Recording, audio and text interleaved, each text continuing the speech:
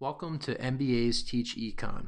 Today we're going to be talking about fiscal policy and specifically expansionary fiscal policy.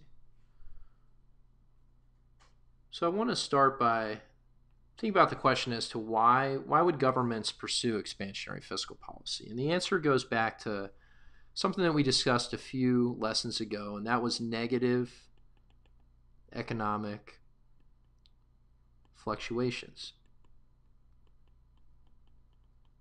As you remember, we illustrated those negative economic fluctuations in the labor market. And here I'm going to quickly draw a picture of the labor market. This should be a review for all of us. The suppliers of labor in the labor market are people like you or me. They're workers. Demanders within the labor market are firms.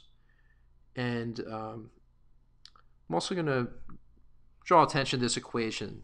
The demand curve, or D1, is equal to the value for goods and services. This is also the prices for goods and services times the marginal product of labor.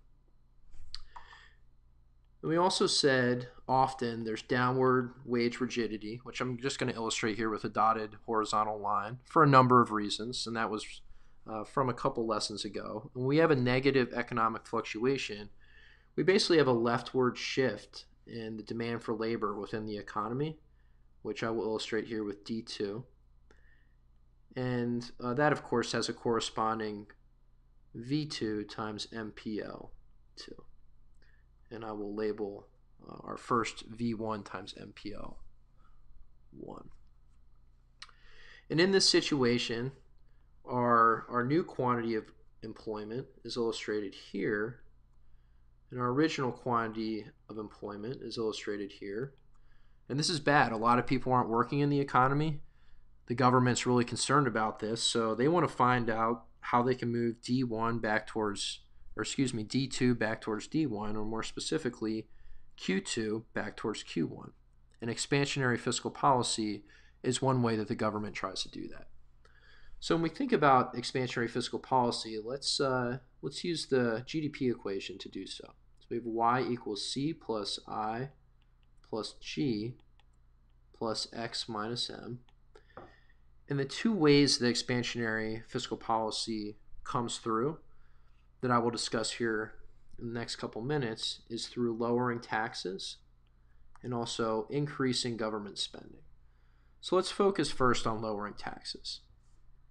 So if the government lowers taxes, it's basically increasing the income for everybody in the economy, depending on how they lower taxes. But let's assume that it increases the income for everybody in an economy. And let's just look at how that would affect a market. Here I'm going to do the market for iPhones, something that many of us own. And within the market for iPhones, if we have a shock where now a bunch of people have more income and more money to spend, there's going to be a rightward shift within that market.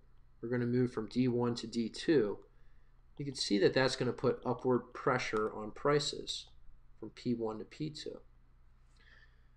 If we connect this back to our original discussion with the labor market, and remember that prices within this market are the same as values within this type of market.